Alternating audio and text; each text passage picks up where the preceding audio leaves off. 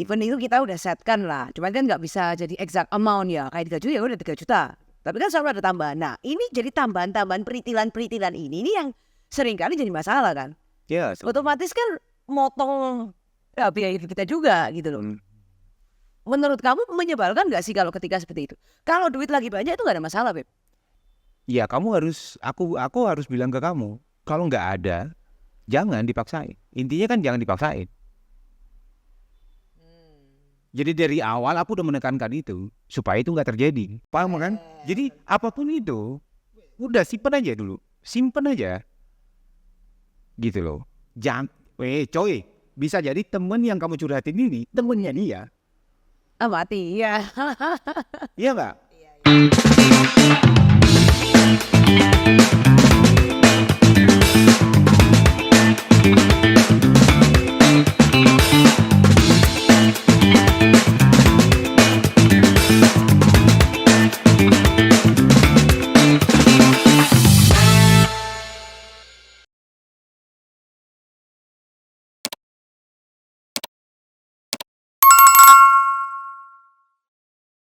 Hai, Hi guys, welcome back now. Oke, welcome back 35 After Channel. Kejar restoran kita nih. Ini lumayan asik karena mengenai rumah tangga. Oh, udah bikin bisnis sama passion lagi nih. Aku bosan bahas itu. Oke. Bahas rumah tangga aja. Oke, lebih luas berarti. Yes. Apa tuh? Gimana pendapat kamu mengenai pasanganmu nih? Itu menjadi support system keuangan bagi keluarganya inti mereka. Sama maksudnya? Contoh nih, misalkan aku nggak bekerja, kerjaanku cuman ibu rumah tangga nih misalkan. Otomatis kan aku dapat uang satu-satunya source kan dari kamu kan? Ya, source incomeku hanya dari kamu. Nah, terus nyatanya kan kamu percayakan nih uangnya ke aku, gajimu misalkan katakanlah 5 juta, Beb. Ya. 5 juta kamu percaya. Kan aku yang ngolah nih, aku yang menteri keuangan. Ternyata uang ini tuh larinya ke keluarga aku gitu. Ke keluarga, entah ke nyokap, entah ke mama, ke papa, ke kakakku, ke saudara lah, atau ke siapanya. Menurut kamu tuh itu toksik apa enggak sih kayak gitu? Kalau mau dibawa ke toksik bisa. Kalau mau dibawa ke yang positif juga bisa. Pasti bisa dong. Ya. Pasti bisa. Jadi kalau bilang toksik ya bisa banget. Mau dibawa ke situ. Kalau itu terjadi ketika nggak ada komunikasi di situ dan nggak ada, justru malah keluarga kamu itu yang dijadiin prioritas, itu bakalan ngerusak pastinya. Karena itu salah menurutku. Yang akan jadi prioritas kebutuhan di sini dulu. Paham nggak? Yang salah ketika misalkan kita hitung-hitungan nih, kebutuhan keluarga kecilnya kita nih dalam sebulan 10 juta. Oke? Sementara mungkin misal ada saudara ada lagi kuliah misalkan. Kebutuhannya dia sebulan katakanlah 3 juta. Rumah di situ 5 juta. Happy-happynya 5 juta. Lain-lain 5 juta. Lebih banyak di sini ketimbang di sini. Konsepnya orang menikah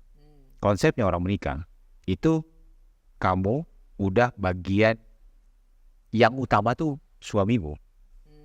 Ataupun sebaliknya ya, istrimu gitu, suami atau istrimu. Jadi harus realistis. Kamu misalkan kebutuhan keluarga inti nih, keluarga kita nih 10 juta.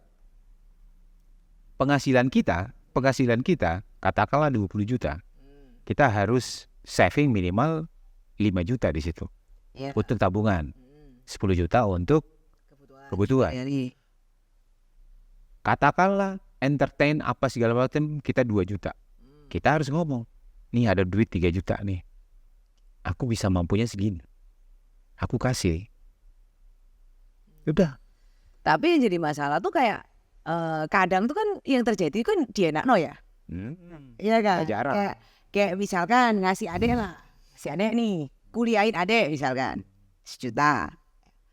Tar aja tuh. Bang, ini aku bulan ini butuh ya tambahan fotokopi misalkan. Ada aja tuh yang berkenaan dengan kuliahnya misalkan. Akhirnya minta terus tuh. Ada aja nggak tiap bulan tambahan-tambahan yang seperti itu. Even itu kita udah setkan lah, cuman kan nggak bisa jadi exact amount ya, kayak 3 juta ya udah 3 juta. Tapi kan selalu ada tambahan. Nah ini jadi tambahan-tambahan peritilan ini yang seringkali jadi masalah kan. Ya, Otomatis kan motong biaya hidup kita juga gitu loh. Menurut kamu menyebalkan nggak sih kalau ketika seperti itu? Kalau duit lagi banyak itu nggak ada masalah, Beb. Iya, pasti yang akan jadi masalah ketika duit lagi lebih-lebih. Yang duit lagi lagi cukup aja gitu.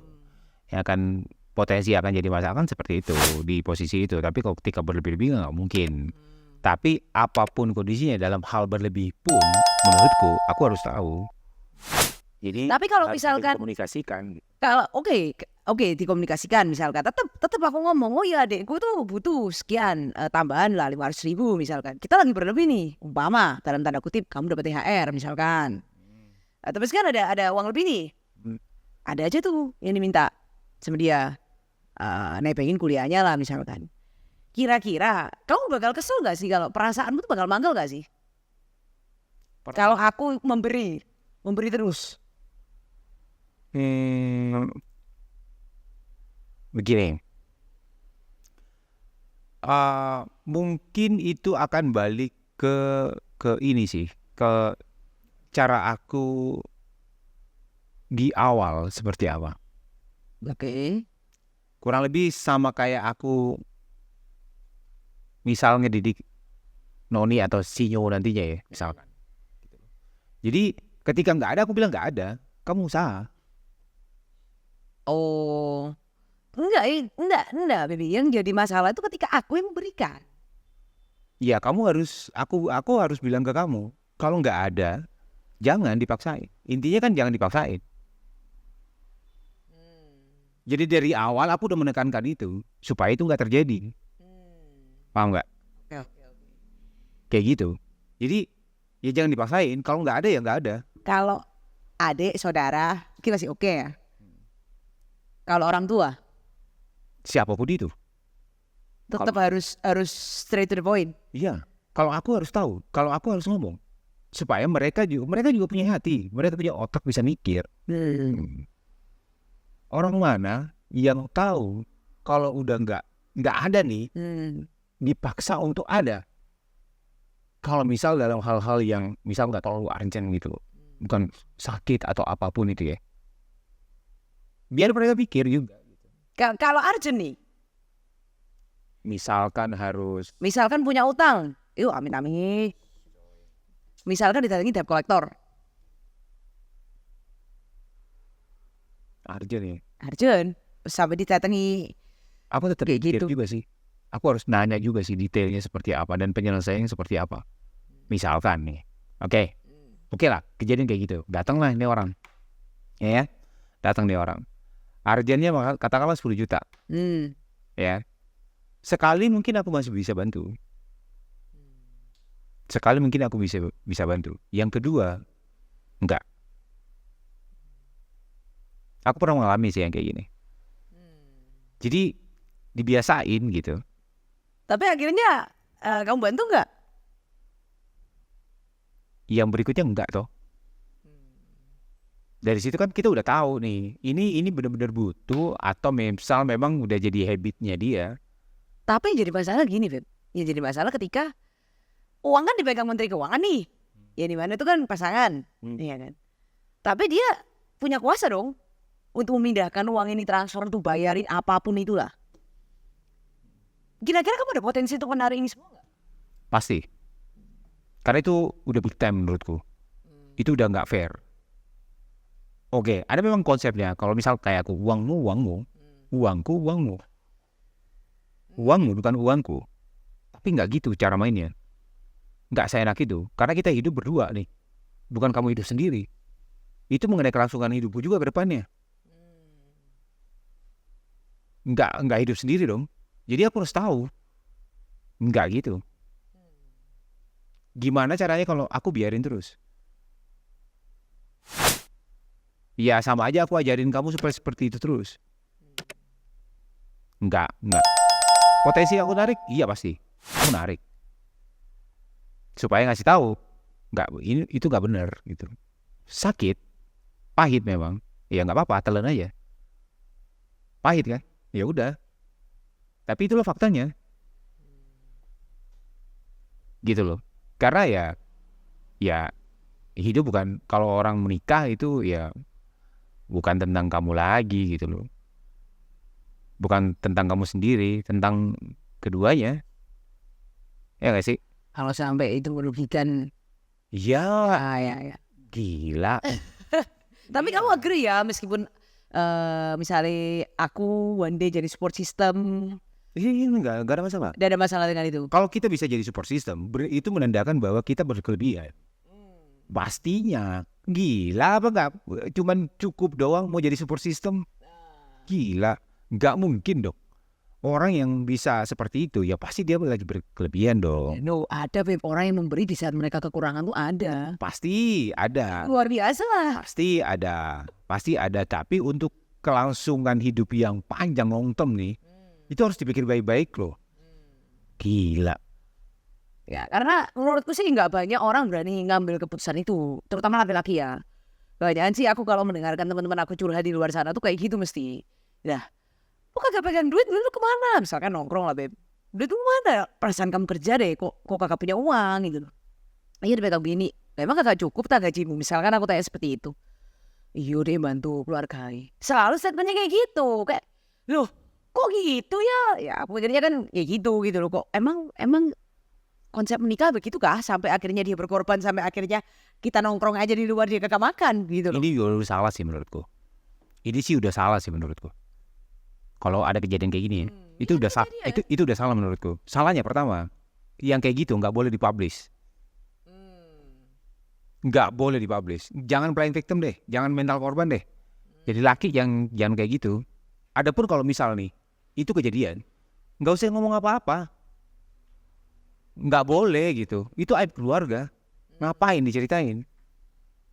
Ya udah bantu aja gitu. Nggak usah ngomong di mana-mana. Aku bantu keluarga istriku misalkan. Aku bantu keluarga suamiku misalkan. Ngapain? Itu nggak boleh sih bagiku ya. Iya. Ini pendapat pribadi ya. Nggak usah gitu. Diem aja. Toh, misal nih, aku kasih tahu ya laki-laki ya. Misal nih, gaji lu 4 juta nih. Gaji lu 4 juta. Setor ke bini 3,5 juta misalkan. Sisa gopek. Gopek nih. Iya ini duit lakinya. Manfaatin aja kayak gitu. Ya itu dari awal kamu harus sadarin itu ini duit laki. Manage sedemikian rupa. Gila apa? Giliran kayak gini mental korban cerita kemana-mana. Ini potensinya orang perempuan masuk nih. Awas tahu ya. Oh memang Tapi kalau punya gopek, potensi wanita masuk agak cetek Beb. Pusing dulu wanita gopek nih. Gimana nih? Ada pasarnya, ada. Ada. Tenang aja. Ada. That's my deal. Ya, jadi enggak. Ya janganlah gitu. Maksudnya apapun keadaan di rumah menurutku ya nggak boleh cerita kemana-mana karena itu membuka pintu hal-hal yang menurutku kurang baik. Berarti kalau ceritanya sama teman-teman yang sesama jenis boleh ya? Kayak Nggak boleh. cerita ke laki juga. Enggak. Kan nggak ada potensi cewek masuk. Tapi nggak boleh. Oh nggak boleh, oke. Nggak boleh. Apapun yang kejadian yang kamu alami di rumah jangan ceritain ke siapapun. Simpen aja. Gitu loh, karena gimana itu istrimu dan itu gimana itu keluarga istrimu. Berarti kalau orang di rumah tangga nggak boleh curhat dong Beb? Kalau aku sih bilangnya enggak ya. Kalau aku sih bilangnya enggak. Ini menarik nih. Ini menarik. Jadi begini. Menurutku ini kita bahas sedikit tentang mencurhat ya. Ya. Ini yang pasti banyak orang yang mungkin juga sependapat. Mungkin. Jadi gini. Kalian mau perempuan ataupun laki-laki. Ya. Kalau kamu masih berpikir kira-kira sebelum kamu curhat deh. Sebelum kamu curhat soal apapun ya. Kita ngomongin yang kecil aja, nggak usah soal perselingkuhan atau apalah, atau KDRT atau apalah. Yang kecil-kecil aja, masalah gosip-gosip keluarga aja. Ya kan? Kalau kalian masih berpikir kalian akan tetap jalan dengan kondisi seperti itu, jangan sama sekali curhat. Jangan sama sekali curhat. Ketika itu terjadi dan kalian kembali lagi, apa kata dia? Saya tak, ngejelasinnya apa? Terus dia curhat apa? Misalkan Heeh. ada saudara nih, saudaranya Lucy, gitu. Pinjam duit, misalkan ke Lucy-nya. Terus aku, Phoebe-nya ini curhat ke temen. Saudaranya bojoku ini, saudaranya istriku ini, saudaranya pacarku ini pinjam duit ke pacarku. Yang mana itu mengganggu keuangannya kita.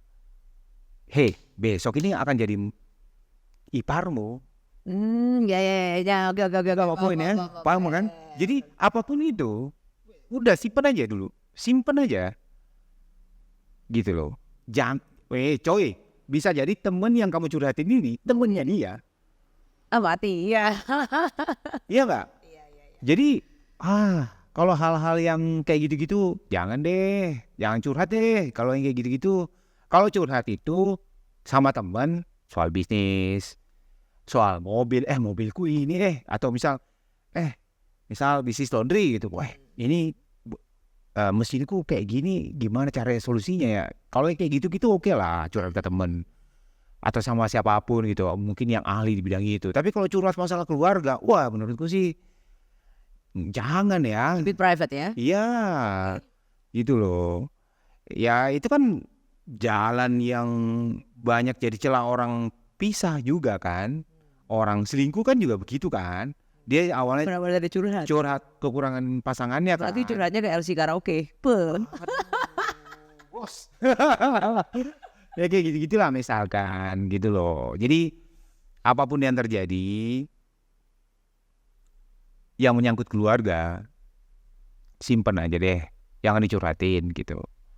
Jangan dicurhatin. Apapun itu, kalau selama kamu masih berpikir kamu akan tetap jalan di kondisi seperti itu, atau sama pasanganmu ini, atau sama pacarmu, istrimu, suamimu, apa kata dunia, John? Gitu loh.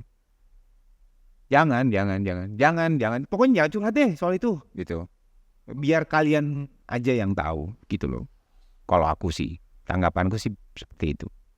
Karena gemes kan, biasa kan juga kejadian tuh. Teman-temanmu curhat, cowoknya, cowokku gini. Besok si anjing mesra-mesraan. Iya sering banget tuh. Itu contoh kecil aja tuh. Iya kan? Kan kacau ya. Kocak ya. Jadi hindarilah curhat-curhat hal-hal yang hubungannya privacy kayak gitu. Jangan deh. Gitu. Simpen aja gitu. Make sense? Ya? Cukup? Oke. Jadi mungkin teman-teman di luar sana mungkin ada yang punya pendapat lain atau apapun itu. Kalian bisa komentar, belibet kan. Kalian boleh bisa komen di kolom komentar kami di YouTube, di Instagram, di TikTok. TikTok kita juga belum ramai nih. Teman-teman ramein dong di TikToknya kita gitu ya. Sampai jumpa di episode berikutnya. Bye.